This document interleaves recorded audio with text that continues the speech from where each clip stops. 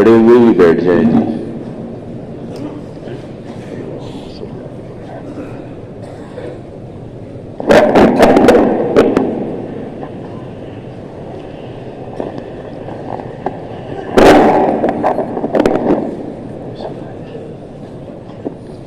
السلام عليكم ورحمة الله وبركاته. الحمد لله رب العالمين، والصلاة والسلام على سيدنا محمد وعلى آله وصحبه أجمعين. يقول الله سبحانه وتعالى: الحمد لله رب العالمين الرحمن الرحيم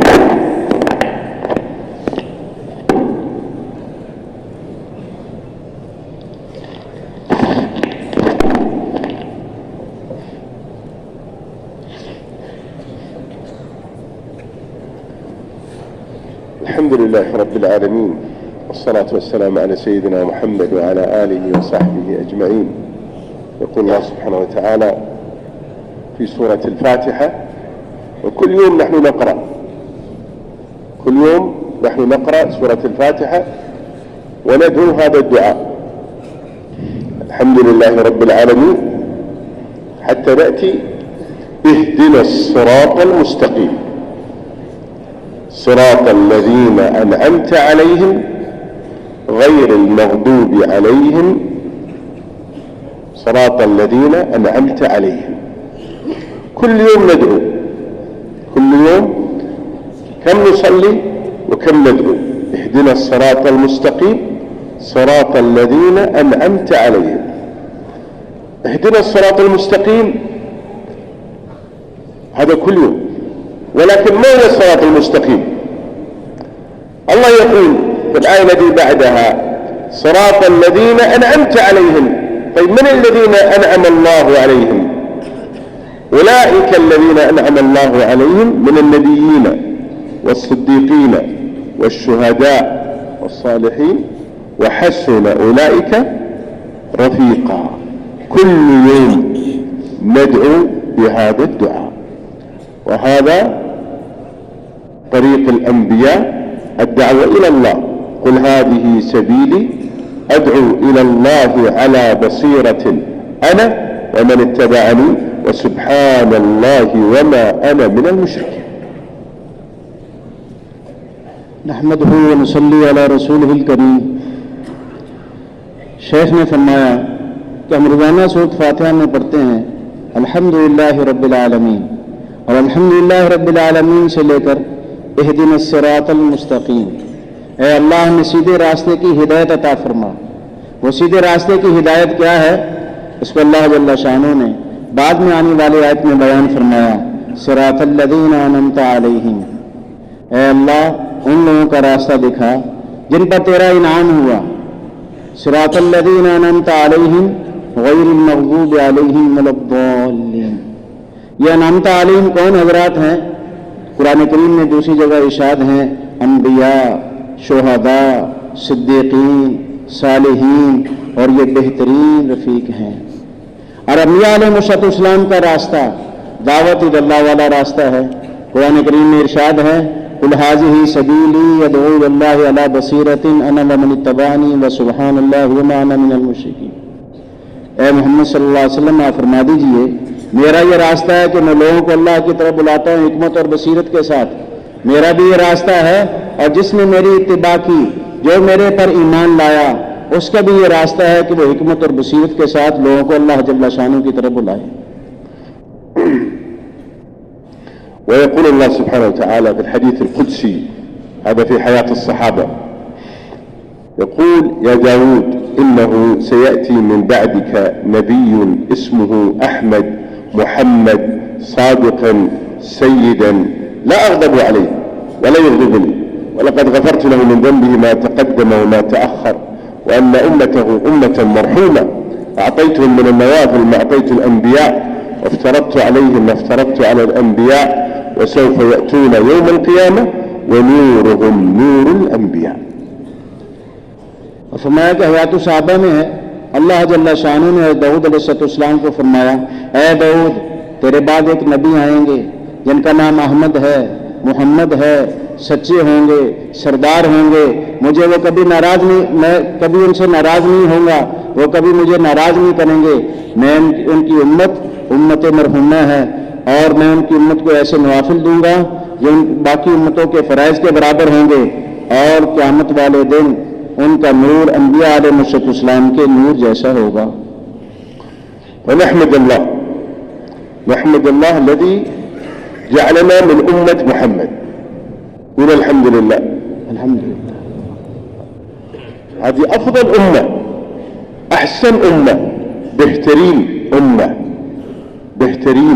أمة كنتم خير أمة أخرجت للناس تأمرون بالمعروف وتنهون عن المنكر. هذه أفضل أمة، لدرجة أن نبي من الأنبياء من أولي العزم وهو موسى عليه الصلاة والسلام دعا ربه أن يجعله فرد من أمة محمد صلى الله عليه وسلم. फरमाया कि इस पर अल्लाह जल्ला शानू का शुक्रिया अदा करना चाहिए कि अल्लाह जल्ला शानू ने हमें हज़रत मोहम्मद सल्लल्लाहु अलैहि वसल्लम की उम्मत में पैदा फरमाया है, खैर उम्मत फरमाया है। इस पर शेख ने फरमाया कि सारे अल्हम्दुलिल्लाह कहें कि अल्लाह का शुक्र है कि अल्लाह जल्ला शानू ने खैर उम्मत फरमाया। कुरान करीम में इरशाद है, तुम बेहतरीन उम्मत हो, लोगों के नफ़े नुकसानी के लिए निकाले गए हो, नेकी का हुक्म करते हो, बुराई से मना करते हो, अल्लाह जल्ला शानू पर ईमान रखते हो। और पहले अंबिया अलैहिस्सलाम ने अल्लाह जल्ला शानू से दुआ की कि अल्लाह हमें ये उम्मत अता फरमा, तो एक नबी की दुआ कबूल हुई, इस उम्मत का फर्द बन के जिंदगी गुजारेंगे, नबी बन के जिंदगी नहीं गुजारेंगे। बल दअा नबी सल्लल्लाहु अलैहि वसल्लम अन नकून निस्फ अहलिल जन्नह। दुआ नबी सल्लल्लाहु अलैहि वसल्लम ونحن أعمارنا كم؟ يقول النبي صلى الله عليه وسلم أعمار أمتي بين 60 و70 وقليل ما يتجاوز ذلك. كم نقوم بالعبادة والطاعة والخروج والدعوة؟ كم؟ 20 سنة نلعب، 20 سنة محتارين أين نذهب، 20 سنة نتعلم كيف نعبد ولا ندري كم نعبد. शेख ने फरमाया कि हुजूर पाक सल्लल्लाहु अलैहि वसल्लम की ये दुआ है कि हम उम्मत का कि जन्नत का निस्फ हम हो, बाकी सारी उम्मतें आदि जन्नत और उम्मत रसूल सल्लल्लाहु अलैहि वसल्लम आदि जन्नत।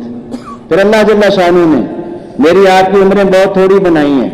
आप सल्लल्लाहु अलैहि वसल्लम ने फरमाया कि मेरी उम्मत की उम्रें 60 और 70 साल के दरमियान में है। बहुत थोड़े लोग हैं जो 80 साल 90 साल 100 साल तक चले जाए, बट लेकिन अक्सर 60-70 के दरमियान में चले जाते हैं। 60 साल की उम्र में 20 साल तो खेल कूद में गुजर गए, 20 साल जो है खाने पीने में दुनिया की चीज़ों में परेशानियों में गुजर गए। अब 20 साल हमारे पास रह गए, इसमें कितनी नफलें पढ़ी, कितने फ़राइज़ अदा किए, कितनी तिलावत की, कितनी दावत की दी और कैसे इससे फ़ायदा उठाया या फ़ायदा नहीं उठाया। इतनी मुख्तसर सी उम्र अल्लाह जल्ला शानू ने मुझे आपको अता फरमाई। فلذلك أحبابنا الكرام نحمد الله الذي جعلنا من هذه الأمة. إيش وظيفتها؟ الدعوة إلى الله. قل هذه سبيلي أدعو إلى الله على بصيرة أنا ومن اتبعني وسبحان الله وما أنا من المشركين. يعني الذي يدعو إلى الله ويعظم الله ويكبر الله ويمجد الله وينفي ما سواه حتى يوحد الله، الله يطهر قلبه مما سواه. फरमाया कि हमें फिक्रमंद होना चाहिए। अल्लाह जल्ला शानू ने कुरान करीम में इरशाद फरमाया है कि अल्लाह के हबीब सल्लल्लाहु अलैहि वसल्लम ने फरमाया, मेरा यह काम है कि मैं लोगों को अल्लाह की तरफ बुलाता हूँ हिकमत और बसीरत के साथ, और जिसने मेरी इत्तिबा की उसका भी यही काम है। और अल्लाह जल्ला शानू की ज़ात पाक है और मैं शिरक करने वालों में से नहीं हूँ। और फिर फरमाया, जो आदमी रोजाना अल्लाह की हमद बयान करेगा, रोजाना अल्लाह की बड़ाई बयान करेगा, रोजाना अल्लाह की बुजुर्गी बयान करेगा, रोजाना अल्लाह जल्ला शानू को बयान करेगा, अल्लाह जल्ला शानू उसके दिल को शिरक से गैरुल्लाह से पाक कर देंगे और उसके दिल को पाक और साफ फरमा देंगे। فرعون كان يقينه على الملك، هامان كان يقينه على الملك، قارون كان يقينه على المال. وقوم عاد هكذا يقينهم على العمران. وقوم ثمود وقوم صالح وقوم شعيب وقوم عيسى عليهم الصلاة والسلام كان يقينهم على غير الله، الذي على الملك والذي على المال والذي على الجاه والذي على العلم والذي على أشياء كثيرة. الله بعث أنبياءهم حتى يقولوا للناس: أيها الناس قولوا لا إله إلا الله تفلحوا. جميع الأنبياء قالوا للناس: قولوا لا إله إلا الله تفلحوا. फरमाया कि फिरौन का यकीन मुल्क पर था, नमरूद का यकीन मुल्क पर था, कौम आद कौम समूद का यकीन किसी का जो है अपनी ताकत पर था, किसी का इजादत पर था, कौम सबा का यकीन खेती बाड़ी पर था, कारून का यकीन माल पर था। इसी तरह कौमों का यकीन किसी का अक्सरियत पर, किसी का ताकत पर, किसी का किसी चीज़ पर, किसी का किसी चीज़ पर, मुख्तलिफ चीज़ों पर अल्लाह के अलावा पर यकीन था। अल्लाह जल्ला शानू ने अंबिया अलैहिस्सलाम को मबूस फरमाया। हर नबी की यह दावत थी, या अय्युहन्नास क़ूलू ला इलाहा इल्लल्लाह तुफ़्लिहून, ए दुनिया जहान के इंसानों ला इलाहा इल्लल्लाह का इकरार कर लो, तुम कामयाब हो जाओगे। هؤلاء الناس موجودين الآن، فرعون موجودين وأمثاله كثير، هامان موجود وأمثاله كثير، قارون موجود وأمثاله كثير، وقوم عاد موجودين، وقوم صالح موجودين، وقوم ثمود موجودين، وقوم شعيب موجودين، وقوم عيسى موجودين، وقوم مثل سبع أيضا موجودين. كان لسبع في مسكنهم آية جنتان عن يمين وشمال كلوا من رزق ربكم واعملوا صالحا بلدة طيبة ورب غفور. ماذا حصل لهم؟ أعرضوا، ما نريد الله، ما نريد دين الله، ما نريد أحد يذكرنا بالله. مثل نوح قال: ربي إني دعوت قومي ليلا ونهارا فلم يزدهم دعائي إلا فرارا وإني كلما دعوتهم لتغفر لهم جعلوا أصابعهم في آذانهم واستغشوا ثيابهم وأصروا واستكبروا استكبارا. फरमाया कि ये सारी कौमें आज भी मौजूद हैं, फिरौन भी आज मौजूद है। मतलब ये कि फिरौन के जज्बे वाले लोग आज मौजूद हैं, नमरूद भी आज मौजूद है, और मूसा अलैहिस्सलाम की कौम भी आज मौजूद है, ईसा अलैहिस्सलाम की कौम भी आज मौजूद है, कौम सबा भी आज मौजूद है, शुएब अलैहिस्सलाम की कौम भी आज मौजूद है। जितने जज्बों वाली उम्मतें पहले गुजर चुकी हैं, ये सारे जज्बों वाले लोग आज भी मौजूद हैं। कारून भी आज मौजूद है, सारे के सारे जज्बों वाले लोग आज भी मौजूद हैं। कौम सबा के बारे में अल्लाह शेख ने फरमाया कि अल्लाह जल्ला शानो ने उनको 2 बाग अता फरमाए थे और फरमाया था कि अल्लाह जल्ला शानो की फरमाबरदारी करो और अल्लाह जल्ला शानो की जन्नत में दाखिल हो जाओ। लेकिन उन्होंने अल्लाह जल्ला शानो की नाफरमानी की, तो अल्लाह जल्ला शानो ने 2 बागों के बदले में दूसरे 2 बाग बदल दिए। तो ये सारे लोग आज दुनिया में मौजूद हैं। هؤلاء أقوام موجودين، لكن أنبياءهم من؟ أنبياءهم من؟ أو الذين يقومون بدور أنبياءهم من؟ أمة محمد، هم المسؤولين. الأقوام موجودين، أنبياءهم غير موجودين، ولكن هذه الأمة تقوم بهذه المسؤولية، وظيفتها هذه المسؤولية. الآن الذي يدعو يوميا بأن جميع الفوز والفلاح فقط بيد الله، وأن الله عنده خزائن كل شيء، والله عنده خزائن كل شيء، وهو خالق الأشياء والأحوال، يفعل ما يشاء بقدرته ولا يحتاج إلى أحد من خلقه. الله الصمد ينفي ما هذه الأشياء، ينفي ملك فرعون، وينفي ملك هامان، وينفي مال قارون، وينفي قوم شعيب وما كانوا يقينهم على آل عمران وقوم صالح وشعيب وكذا الذين يقينهم على أشياء الدنيا، لو هؤلاء قاموا على هذه الأشياء الذي عندهم من الملك والمال والتجارة والعلم وكذا، ولكن على أساس الإيمان والتوحيد وعبادة الله وحده، كان رضي الله عنهم. ولكنهم لا يريدون هوى النفس. كان عندهم هوى، عندهم دين الهوى ليس دين الهدى، فبالتالي أتى عليهم العذاب والعقاب. وهذه الأمة الله شرفها تقوم بهذه الوظيفة، توجيه القلوب من المخلوق إلى الخالق، من الأسباب إلى الأعمال، من الدنيا إلى الآخرة، من حياة الأغيار إلى حياة النبي صلى الله عليه وسلم، من سائر الجهود إلى جهد النبي صلى الله عليه وسلم. शेख ने फरमाया कि आज ये सारी उम्मतें मौजूद हैं, लेकिन उनके अम्बिया कौन हैं? अब अम्बिया अलैहिस्सलाम अपनी अपनी कौमों के अम्बिया चले गए। सैयदुल अम्बिया सल्लल्लाहु अलैहि वसल्लम के बाद उनको अल्लाह की तरफ बुलाने वाली ये उम्मत मोहम्मद सल्लल्लाहु अलैहि वसल्लम है। अल्लाह जल्ला शानू ने मेरी आपकी जिम्मेदारी लगाई है, और अल्लाह जल्ला शानू ने मेरे आपके जिम्मे लगाया है कि उनको अल्लाह जल्ला शानू की तरफ मुतवज्जे करना, जहां जहां उनका यकीन अटका हुआ है उसकी नफी करना, कौम शुएब की नफी करना, कौम सालेह अलैहिस्सलाम की नफी करना, कौम आद की नफी करना, कौम समूद की नफी करना, कौम सबा की नफी करना, फिरौन की नफी करना, हामान की नफी करना, कारून की नफी करना। जहां जहां उन कौमों का यकीन अटका हुआ था उन सारे यकीनों की नफी करना, और अल्लाह जल्ला शानू का इस बात करना, और इस बात को बार बार बयान करना कि अल्लाह जल्ला शानू सारी चीज़ों के खालिक है, अल्लाह जल्ला शानू सारे अहवाल के भी खालिक है, अल्लाह जल्ला शानू सारी कायनात के मालिक है, अल्लाह जल्ला शानू खालिक ज़ात है, समद ज़ात है, बेनियाज ज़ात है। अल्लाह जल्ला शानू ने मेरी आपकी सारी इंसानियत की कामयाबी पूरे के पूरे दीन में रखी है।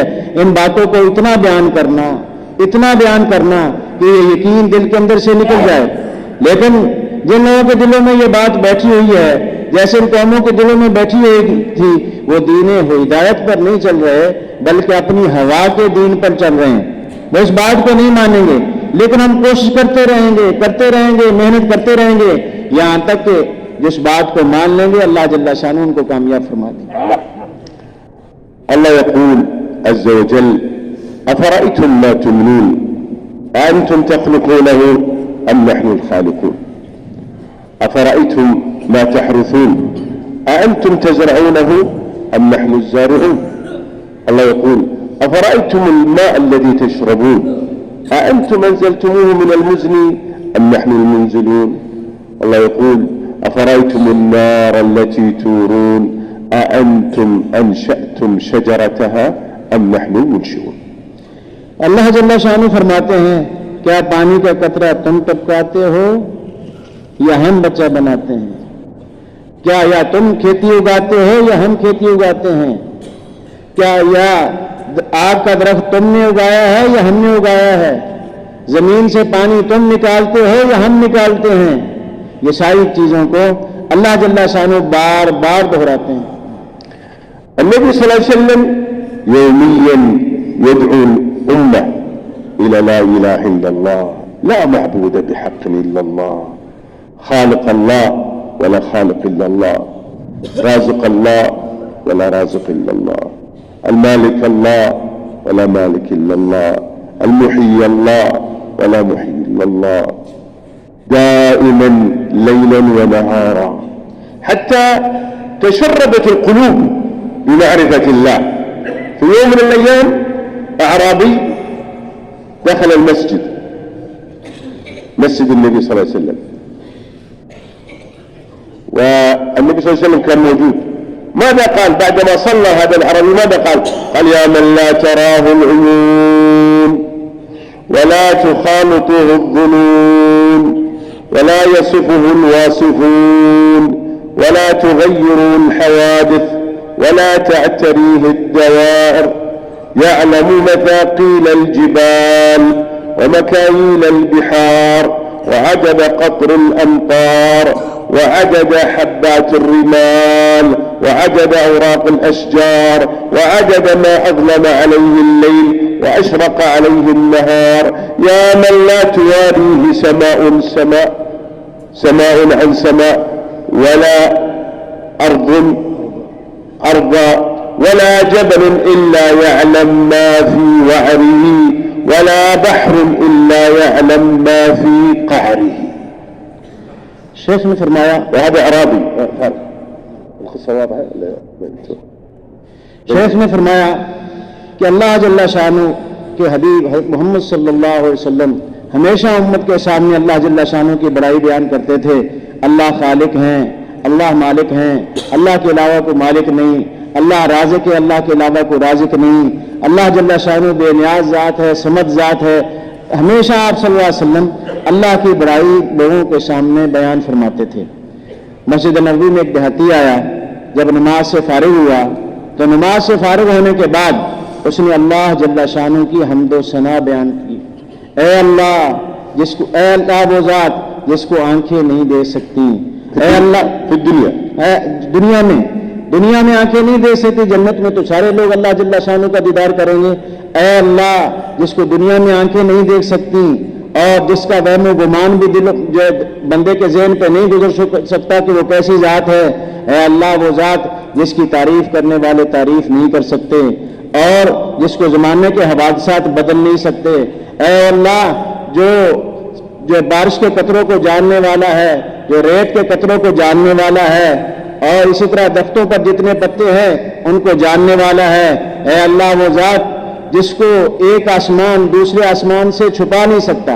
हमारे यहाँ तो सामने ये है कि एक आसमान आ गया है, पहला आसमान, तो हम दूसरे आसमान को नहीं देख सकते, लेकिन अल्लाह वो ज़ात है जिसको एक आसमान दूसरे आसमान को उससे छुपा नहीं सकता, दूसरा तीसरे को नहीं छुपा सकता, तीसरा चौथे को नहीं छुपा सकता। और इस तरह फरमाया अल्लाह वो ज़ात है जो पहाड़ की गहराई के अंदर पहाड़ के नीचे को पहाड़ नहीं छुपा सकता। बड़े पहाड़ की चट्टान पड़ी हुई है, हम उसके नीचे नहीं देख सकते, लेकिन ये पहाड़ की चट्टान अपनी नीचे वाली जमीन को अल्लाह जल्ला शानु से नहीं छुपा सकती। और अल्लाह वो ज़ात है जो पानियों की गहराई को जानने वाली ज़ात है। يعلم ما في البحر كم سمكة كم سمكة هنا في كوهات मछली है कितने मछली है पता हाँ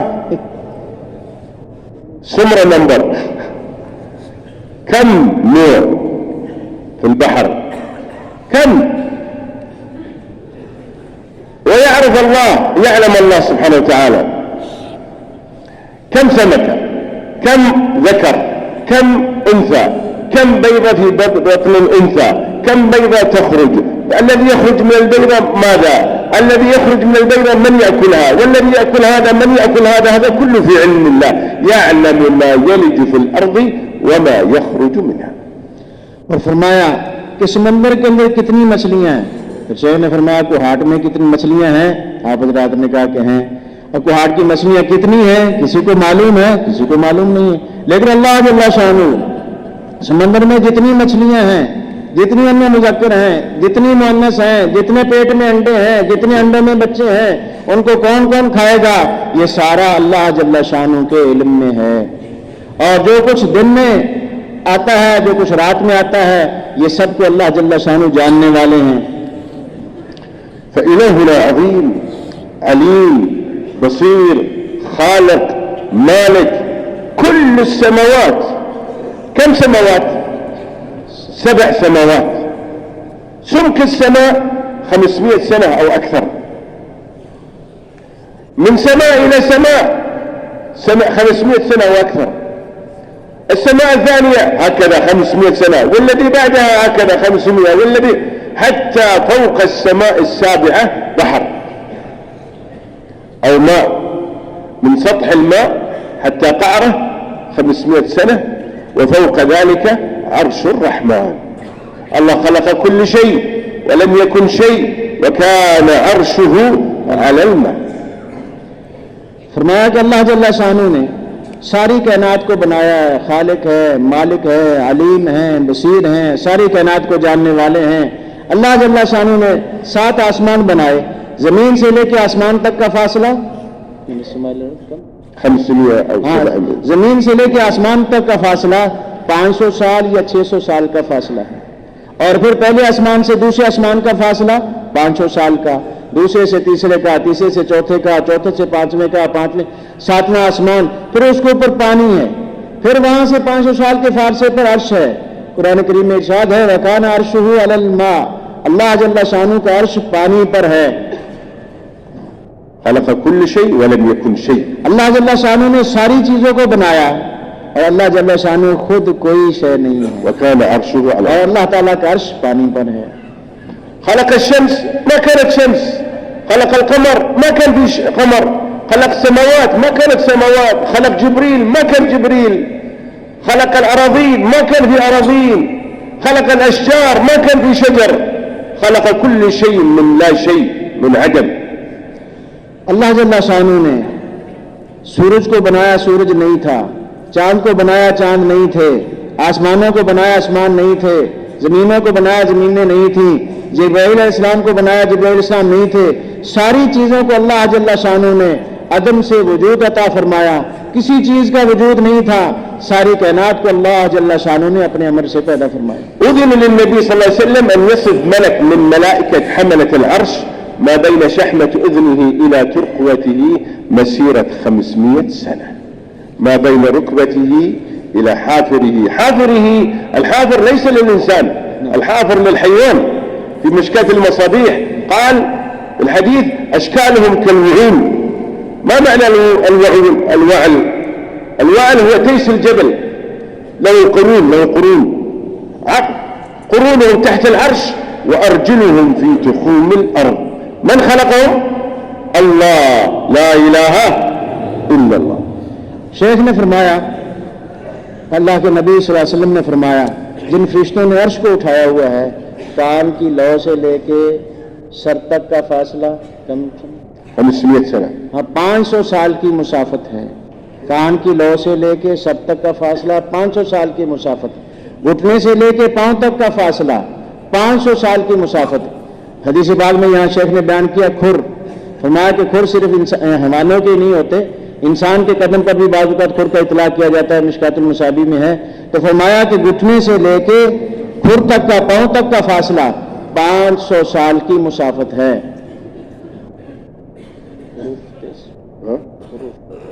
الوعول, وعل, أشكالهم كالوعول وهو تيس الجبل. हाँ, له قرون.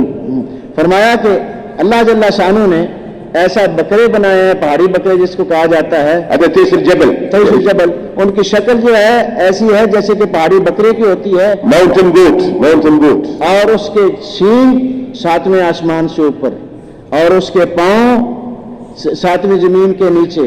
अल्लाह ने ऐसी मखलूक भी बनाई। كل هذه المخلوقات من العرش إلى الفرش ميت, لا ينفع ولا يضر إلا بأمر الله. حتى جبريل عليه السلام, جبريل عليه السلام تأخر على النبي صلى الله عليه وسلم, قال أين أنت يا جبريل؟ فقال جبريل عليه الصلاة والسلام وما نتنزل إلا بأمر ربك. ما في شيء في السماوات يتحرك بدون أمر الله, ولا في الأراضين بدون أمر الله. ما في شيء في الكون ينفع يضر بدون أمر الله. يولج الليل في النهار, يولج النهار في الليل, يخرج الحي من الميت, يخرج الميت من الحي. قل أرأيتم إن جعل الله عليكم الليل سرمدا إلى يوم القيامة من إله غير الله يأتيكم بضياء أفلا تسمعون؟ قل أرأيتم إن جعل الله عليكم النهار سرمدا إلى يوم القيامة من إله غير الله يأتيكم بليل تسكنون فيه أفلا تبصرون. और फरमाया कि अल्लाह जल्ला शानू ने सारी कायनात, चाहे वो 7वें आसमान के ऊपर हो, 7 आसमानों पर हो, फर्श पर हो, फर्श के नीचे हो, सारी की सारी मखलूकात को अल्लाह जल्ला शानू ने पैदा फरमाया है। और ये सारी की सारी अल्लाह के सामने मैयत की तरह है, मुर्दे की तरह है। ये सारी की सारी अल्लाह जल्ला शानू के अमर और इरादे से हरकत करती है। कई दिन सैयदना जिब्राइल अलैहिस्सलाम हाजिर खिदमत न हुए। आप सल्लल्लाहु अलैहि वसल्लम ने फरमाया क्यों नहीं आए? या रसूल अल्लाह, हम तो अल्लाह के अमर से आते हैं, अल्लाह का अमर हो जाता है तो हम आ जाते हैं। कायनात की कोई चीज भी अल्लाह के अमर के बगैर हरकत नहीं करती। जब अल्लाह जल्ला शानो हमें फरमाते हैं तो हम आपकी खिदमत में हाजिर हो जाते हैं। और अल्लाह वो ज़ात है जो जिंदा से मुर्दा को पैदा करता है, मुर्दा से जिंदा को पैदा करता है, रात को दिन में दाखिल करता है, दिन को रात में दाखिल करता है। फिर फरमाया अगर अल्लाह जल्ला शानो रात को लंबा कर दें और दिन ही ना हो तो दिन को लाने वाला कौन है? फिर कोई नहीं है। और रात दिन को लंबा कर दें और रात ना आए, सारा दिन ही दिन रहे तो कोई रात को लाने वाला नहीं है। रात को भी अल्लाह ही लाते हैं, दिन को भी अल्लाह ही लाते हैं। सारी कायनात के अंदर तगय्युर तबद्दुल अल्लाह के इरादे से होता है। الأمر ليس في المخلوقات بل الأمر عند الله. هو الذي جعل الشمس ضياء، هو الذي جعل القمر نور، هو الذي جعل من الماء كل شيء حي. هو ليس المخلوقات، ليس بنفسها، ولكن الله. أمر الله يا نار كوني بردا وسلاما على إبراهيم. من جعل النار بردا وسلاما على إبراهيم؟ إبراهيم عليه الصلاة والسلام ماذا يقول؟ حسبي الله ونعم الوكيل. فالله قال للنار كوني بردا وسلاما على إبراهيم. الطعام لا يشبع، أكلت الطعام أشبعك الله. الدواء لا يشفي، أخذت الدواء أشفاك الله. الماء لا يروي، شربت الماء أرواك الله. المال لا يقضي حوائجك، المال مخلوق، قضاء الحوائج بيد الله. الله قادر بدون المال يقضي حوائجك، الله قادر بدون الدواء يشفيك، الله قادر بدون الطعام يشبعك، الله قادر بدون الماء يرويك، لأن الفعال هو الله، والمخلوقات كلها ليس لها فعالية إلا بأمر الله. फरमाया कि सारी चीज़ों के अंदर जो है वो अल्लाह का अमर कार फरमा है। चीज़ों की सारी खासियत अपनी नहीं है, अल्लाह जल्ला शानू की अता करता है। सूरज को अल्लाह जल्ला शानू ने बनाया तो सूरज के अंदर रोशनी किसने रखी है? अल्लाह जल्ला शानू ने रखी। चांद को अल्लाह ने बनाया, चांद के अंदर रोशनी किसने रखी है? अल्लाह जल्ला शानू ने रखी है। पानी को पिया, पानी के अंदर प्यास बुझाने की सिफत किसने रखी? अल्लाह जल्ला शानू ने रखी। खाना खाया, खाना खाने से भूख दूर हुई तो ये दूर होने की, भूख दूर करने की सिफत अल्लाह जल्ला शानू ने रखी है। तो दवाई खाई, दवाई से सेहत मिली तो ये दवाई, सेहत दवाई के अंदर नहीं है। कितने लोगों ने दवाई खाई और मर गए? तो दवाई के अंदर सेहत नहीं है, सेहत अल्लाह के अमर से आई। वो आग जो हर एक को जला देती है, सैयदना इब्राहीम अलैहिस्सलाम आग के अंदर गए तो हस्बी अल्लाह व निअमल वकील, निअमल मौला व निअमल नसीर। तो अल्लाह जल्ला शानू ने फरमाया ऐ आग ठंडक और सलामती वाली हो जा। तो सारी चीज़ों को भी अल्लाह ने बनाया और सारी चीज़ों के अंदर जितनी सिफात हैं वो भी अल्लाह ताला ने बनाई। दवाई से, सेहत दवाई से नहीं मिली, सेहत अल्लाह के अमर से मिली। भूख दवाई खाने से दूर नहीं हुई, अल्लाह के अमर से दूर हुई। प्यास पानी से नहीं बुझी, अल्लाह के अमर से बुझी।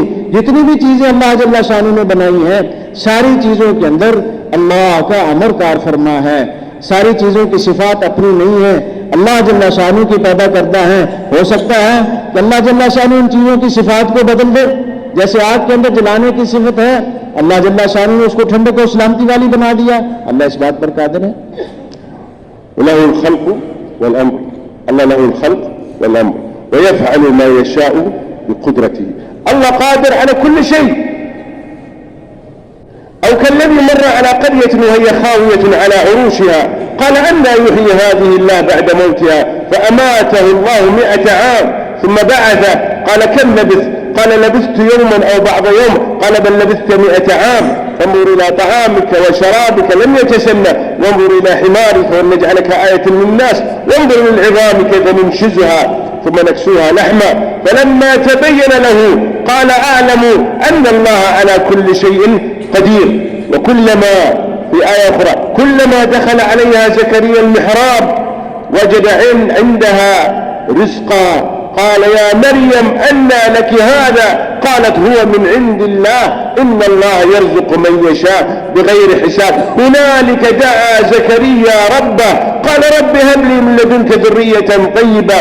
فنادته الملائكة وهو قائم يصلي في المحراب أن الله يبشرك بيحيى. शेख ने फरमाया अल्लाह जल्ला शानू पैदा फरमाने वाले हैं, अल्लाह जल्ला शानू का ही अमर चलता है, अल्लाह जल्ला शानू जो चाहते हैं अपनी कुदरत से करते हैं। सैयदना हुजैर अलैहिस्सलाम बैतुल मुक़द्दस के पास से गुजर रहे हैं, बैतुल मुक़द्दस अपनी छतों पर गिरा हुआ है, वहां कोई आबादी नहीं है, तो फरमाया अन्ना युहयी हादिहिल्लाहु बअदा मौतिहा, अल्लाह इस बस्ती को दोबारा आबाद कैसे फरमाएंगे। अल्लाह जल्ला शानू ने मौत तारी कर दी, 100 साल तक वहां पड़े रहे, और 100 साल के बाद जब उठाया तो फरमाया भी कितनी देर ठहरे यहां, या अल्लाह 1 दिन या आधा दिन। फरमाया 100 साल तक यहां ठहरे रहे, 100 साल तक आप पड़े रहे। देखो ये हमारी कुदरत है कि खाना वैसे का वैसा ताजा रखा हुआ है, उसमें कोई कमी बेशी नहीं हुई, कोई खराब नहीं हुआ, कोई कुछ नहीं हुआ, खाना वैसे का वैसा ताजा है। आपने गधे को देखिए, गधे को देखा तो उसकी हड्डियां सफेद हो चुकी हैं, बिल्कुल खफोत हो गया, मर गया, हड्डियां खुश्क हो गई और खुश्क होकर सफेद हो गई, उनके ऊपर कोई चीज बाकी नहीं रही। तो फिर फरमाया देखो अपने गधे की तरफ, देखो हम कैसे हड्डियों को जोड़ते हैं, टक टक टक टक टक हड्डियां जुड़नी शुरू हो गई, और फिर उनके ऊपर गोश्त चढ़ना शुरू हो गया, और फिर गधे के अंदर जान पैदा हुई, गधे ने बोलना शुरू कर दिया। जब ये सारा मामला सामने आया तो कहा अल्लाह आप हर चीज पर कादिर हैं। और फिर दूसरा बयान फरमाया कि सैयदना ज़करिया अलैहिस्सलाम हज़रत मरियम को जब हुजरा बना के दे दिया और उसमें हज़रत मरियम रहती थी, जब भी पास जाते थे तो वहां ताजा फल पाते थे। तो या मरियम अन्ना लकी हादा, ये ताजा फल कहां से तुम्हारे पास आए, बैतुल मुक़द्दस में तो इस वक्त फलों का मौसम नहीं है, ये बेमौसमी फल कहां से आए। तो हज़रत मरियम अलैहिस्सलाम ने अर्ज किया ये अल्लाह की तरफ से आए हैं। उस वक्त ज़करिया अलैहिस्सलाम ने दुआ की, ऐ अल्लाह जो मरियम को बेमौसमी फल दे सकता है तो ज़करिया को बेमौसमा बेटा भी तो दे सकता है, बुढ़ापे के अंदर बेटा भी तो दे सकता है। मेहराब में नमाज पढ़ रहे थे तो आवाज आई कि आपको खुशखबरी हो, अल्लाह जल्ला शानू ने यहया अलैहिस्सलाम की खुशखबरी अता फरमाई। लेकिन अभी उर्दू शोई लगलग उर्दू लगलग पुश्तो अरबी बाद मलकलक बगैर पैसा कैसा, हमारा यकीन ऐसा, हमारा यकीन ऐसा, बगैर पैसा कैसा, अस्तग़फिरुल्लाह अल-अज़ीम, बगैर अल्लाह कैसा। सही पैसा क्या चीज, पेपर पेपर आ रहा, वरक कागज कागज, हाँ कुछ नहीं, कागज कुल यूम पानी बगैर पैसा, खाना बगैर पैसा, बीबी बगैर पैसा, बच्चा बगैर, शादी बगैर पैसा, गाड़ी बगैर पैसा, अल्लाह किधर, यकीन कैसा, हमारा यकीन कैसा, यकीन लिकुल्ल उम्मतिन फितना व फितनतु उम्मति माल, लिकुल्ल उम्मतिन फितना المال والبنون زينة فتنة عدو في قلوبنا الآن، أشياء كثيرة، المال، دكان بغير دكان كيسا، بغير كاربار كيسا، بغير كاري كيسا، بغير الله، بغير نماز، وامر اهلك بالصلاة واصطبر عليها، لا نسألك رزقا نحن نرزقك. الله ماذا يريد منا؟ الله يريد منا نعبده وهو يتكفل بكل شيء. وما خلقت الجن والإنس إلا ليعبدون ما أريد منهم من رزق وما أريد أن يطعمون إن الله هو الرزاق ذو القوة المتين اعبدني أقضي حوائجك، يعطيك، يرفع شأنك، كن معي كما أريد أكن معك كما تريد. ماذا كان مع موسى عليه الصلاة والسلام؟ عصاه، ولكن ما أشار على العصا، قال إن معي ربي، كلا إن معي ربي سيهدين. ماذا كان مع إبراهيم؟ الله. ماذا كان مع عيسى؟ الله. ماذا كان مع الأنبياء؟ الله. من كان مع النبي صلى الله عليه وسلم لما رجع من الطائف؟ جاء جبريل وملك الجبال تريد أن يدمرهم، أطبق عليهم الأخشبين، قال لا، لعل الله يخرج من أصلابهم من يوحد الله. الله ثالثنا في المحراب في الغارة، ما ظنك باثنين الله ثالثهما. ويحضرون الكرام، هذا اليقين لو ما نخرج في سبيل الله ونتعلم الدعوة إلى الله وتعظيم الله وتمجيد الله وتوحيد الله حتى تأتي حقيقة لا إله إلا الله في القلب، ولا هذا المرض لا يخرج من القلب. शेख ने फरमाया कि आज सारी चीजें की जाती हैं, फिर कुछ उर्दू में कहा, आज कहा जाता है कि बगैर पैसे से कैसे काम होंगे, बगैर पैसा कैसा, शेख ने कहा बगैर पैसे के हमारा काम कैसे चलेगा, बगैर कारोबार के हमारा काम कैसे चलेगा, बगैर तिजारत के हमारा काम कैसे चलेगा। तो फिर शेख ने फरमाया ये नहीं सोचते कि बगैर अल्लाह के कैसे काम चलेगा, अल्लाह जल्ला शानू की जात हमारे साथ नहीं होगी तो काम कैसे चलेगा। ये हुजूर पाक सल्लल्लाहु अलैहि वसल्लम ने फरमाया हर उम्मत के लिए कोई ना कोई फितना है, मेरी उम्मत का फितना माल है, और माल फितना है, औलाद फितना है, दुनिया की चीजें फितना है, ये सारी चीजें फितना है। और ये सारी चीजें अंबिया अलैहिस्सलाम के साथ अल्लाह की ताकत थी। सैयदना मूसा नबी अलैहिस्सलाम के पास क्या था, एक ऐसा था। सैयदना इब्राहीम अलैहिस्सलाम के पास क्या था, अल्लाह की जात थी। और सैयदना ईसा अलैहिस्सलाम के साथ क्या था, अल्लाह की जात थी। और सैयदना इब्राहीम अलैहिस्सलाम के साथ अल्लाह की जात थी। हुजूर पाक सल्लल्लाहु अलैहि वसल्लम जब तैफ में तशरीफ ले गए और तैफ वालों ने पत्थर मारे, वापसी पर सैयदना जिब्राईल अलैहिस्सलाम हाजिर खिदमत हुए कि अल्लाह जल्ला शानू फरमा रहे हैं ये पहाड़ों वाला फरिश्ता मेरे साथ है, आप चाहें तो दोनों पहाड़ों को मिला दिया जाए, ये दरमियान में कुचल जाएं। फरमाया मैं सब्र करूंगा, अल्लाह जल्ला शानू की जात से उम्मीद करता हूं कि इनमें से ऐसे लोग पैदा हों जो अल्लाह जल्ला शानू को राजी करने वाले हों। और फरमाया कि तुम्हारा कुरान करीम में दूसरी जगह इरशाद है, क्या ख्याल है उन दो के बारे में जिनके साथ तीसरा कौन है, अल्लाह की जात है। जब गार में हुजूर पाक सल्लल्लाहु अलैहि वसल्लम तशरीफ ले गए तो अल्लाह ताला कुरान करीम में अल्लाह जल्ला शानू ने फरमाया है कि मैंने जिन्होंने इंसानों को सिर्फ अपनी इबादत के लिए पैदा किया है, यानी अपनी मार्फत के लिए पैदा किया है। अल्लाह तबारक जब तक हम अल्लाह के रास्ते में निकलकर अल्लाह की बड़ाई को बयान नहीं करेंगे, अल्लाह की तस्बीह को बयान नहीं करेंगे, अल्लाह ताला शानू की बुजुर्गी को बयान नहीं करेंगे, अल्लाह जल्ला शानू की अजमत को बयान नहीं करेंगे और बार बार इन दोनों को नहीं बोलेंगे, तो ये माल का यकीन हमारे दिलों में से निकलेगा नहीं। और अल्लाह जल्ला शानू फरमाते हैं तुम मेरे साथ वैसे हो जाओ जैसे होना चाहिए, तो फिर मैं वो कर दूंगा जैसे तुम चाहते हो, जैसे तकाजा है तुमसे वैसे तुम मेरे साथ हो जाओ, तो फिर जो तुम्हारे तकाजे हैं सारे के सारे मैं पूरे कर दूंगा।